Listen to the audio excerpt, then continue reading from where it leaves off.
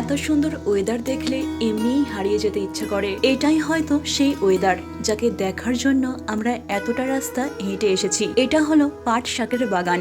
যারা পাট শাক খাও তাদের দেখলেই চুরি করতে ইচ্ছা করবে। বাগানটাকে দেখতে এতটাই সুন্দর লাগছিল, মনে হচ্ছিল যে বাগানের ভেতর থেকে ঘুরে আসি। সুস্মিতা 100টা ফটো তুলে যাচ্ছে, অথচ আমার সাথে ভিডিও করবে না। ওই জন্য আমি ওকে কিছুটা জোর করছিলাম। আমি ওকে বারবার বলছিলাম, এমন কি হয়ে যাবে তুমি যদি তোমার ফেসটাকে আমার ভিডিওতে দেখাও। সুস্মিতার সাথে এরকম হাসি ঠাট্টা আমার হতেই থাকে, কারণ ও আমার বন্ধুর মতো। এখানকার রাস্তাগুলো হয়তো কাঁচা ছিল, কিন্তু সেই রাস্তা দিয়ে হেঁটে যাওয়ার সময় আমাদের মুখে এক ঝলক হাসি ছিল।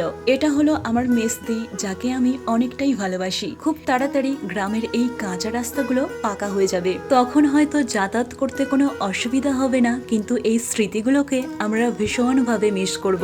এরপর আমরা চলে গেছিলাম কিছু কেনাকাটা করার জন্য। মেসদি বেশ কয়েকটা নেল পলিশ কিনেছে, কালারগুলো বেশ সুন্দর ছিল। এরপর আমরা চলে গিয়েছিলাম স্পেশাল খেতে, কারণ আমার ওই দিনকে স্পেশাল খেতে খুব ইচ্ছা করছিল। স্পেশালগুলো এতটাই সুন্দর করেছিল, আমার তো খেতে দারুণ লাগছিল, because I am phuchka lover.